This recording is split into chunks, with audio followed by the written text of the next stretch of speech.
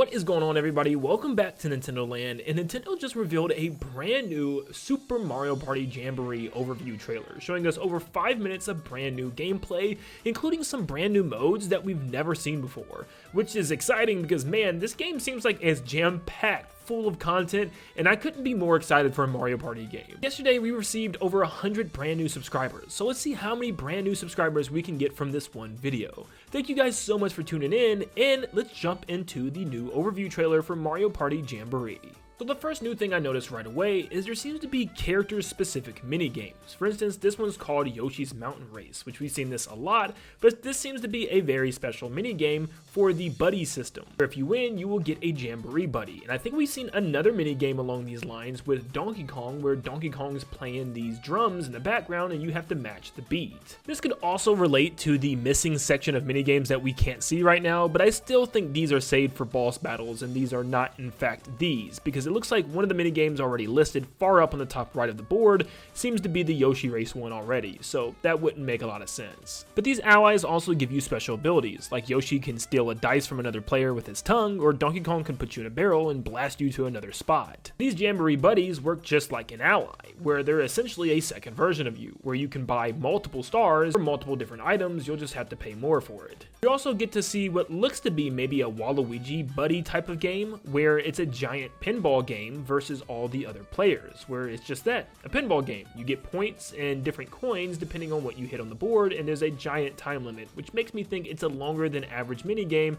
so it might be a buddy game. Now, I did cover pretty much every single picture of a mini game that we've gotten so far, so I'm not going to dive too much into some of these, but there's some new ones that we really haven't gotten to see video footage for yet. There's a mini game with 3 toads rolling around on beach balls, and they seem to have pictures of enemies on them, and it's probably some type of memory or focus game. You can also make out a mini game at the far right, which seems to have the characters in space pods flying through some type of space shuttle or space station while they're having to dodge the amp enemies. At the top right, we see a card game with 2 players, which seems to be a simple matching game trying to find 2 of the same type of card. This seems to be a 3v1 mini game where all the players are holding paddles with a bullseye on them, and it's up to the one player to throw a ball and hit the bullseye. So it's the 3 players' job in order to move the board and try not to get hit by the ball. We then see a game where the characters are riding 2 dories in order to reach the end, probably being a 2v2 paddle type of mini game. And the last new one we can see is a 2v2 mini game where you have hover cars trying to get past the walleye enemies from Mario 3D World. Now, there are 3 brand new motion control modes in this game, which is super cool, and the first one being Paratroopa's Flight School. This is the one that a lot of people were confused about, and a lot of people thought it looked ugly and strange.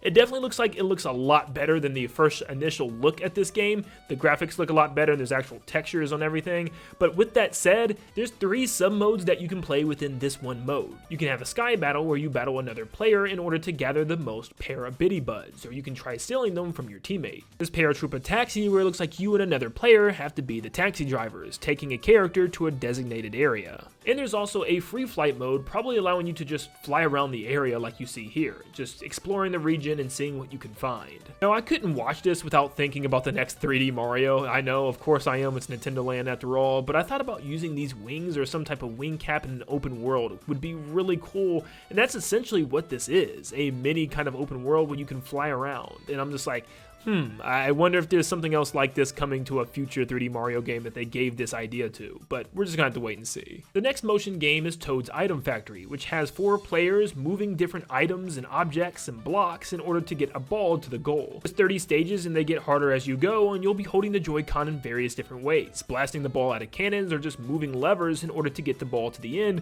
which could be a fun completion thing, especially since there's a set number of levels to complete. You guys miss Rhythm Heaven? Well, it's coming back in some capacity, with the final motion game for Mario Party Jamboree being Rhythm Kitchen, where you and 3 other players will have rhythm mini games based around food. This first one has you slicing the falling vegetables to the beat. The second one has you using spoons in order to hit the fruit to the beat in order to build the parfait. And this third one has you seasoning food by striking poses, which is such a WarioWare thing to do.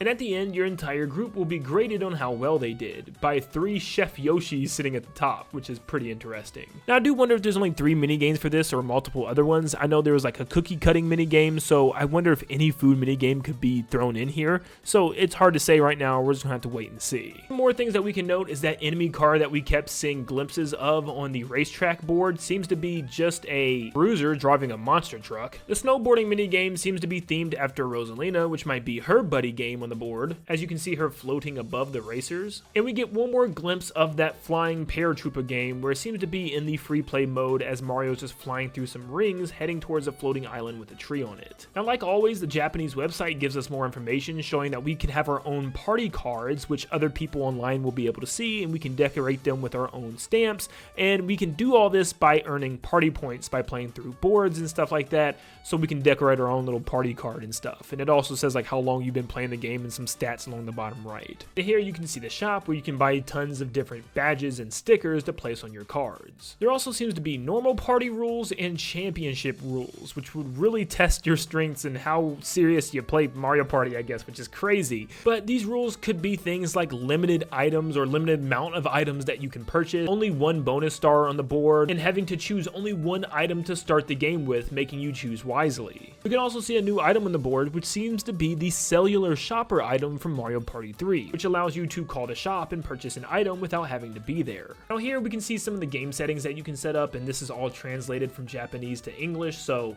take it with a grain of salt. I don't know if all of this is translated correctly. The first one says running bonus, the person who moves the most will receive the prize. The second one is a happening bonus. The second one is the happening bonus, the person who stops on the first happening square will receive it. Then the relaxed bonus, the person who moves the least will get it. So this is kind of cool. You can seriously make your own custom Mario Party. It looks like you can be in charge of the rule set and exactly what type of bonuses each player gets. And last but not least, there seems to be some sort of single player mode where you go around and collect mini stars from Mario Parties 9 and 10, which is pretty cool. And it seems to be incorporating this in a lot better of a way for a single player experience, which a lot of people kind of wanted for Mario Party, some way to play alone and have some fun doing so. But you can read these images where you go around and you help these NPCs, probably picking up mini stars and traveling across the board, and you can see them say from the first one, I need photos for a brochure, but I'm having trouble taking good ones. And the second Toad saying, please help us right away. With the third image saying, what happened to the bee, as the Spike is standing beside the giant jar of honey. So yeah, that's pretty cool, and I think a lot of these are going to actually tie into the boss battles that we've seen a glimpse of so far. For instance, with the bee one of Spike saying what happened to the bee, where the only boss battle we've seen so far was a giant sting bee from this same area. So that's probably the themed boss of the Wiggler board, and we'll probably be able to battle bosses in single player mode, and that's probably how we'll unlock these mysterious missing minigames from this chart. And that is all the new information that we've received on Mario Party Jamboree. Let me know if any of this new information interests you or any of the new game modes are exciting, and let me know what you're most excited for down below. Make sure to leave a like and subscribe before you head out, and like always, I'll see you all on the next one. See ya, guys.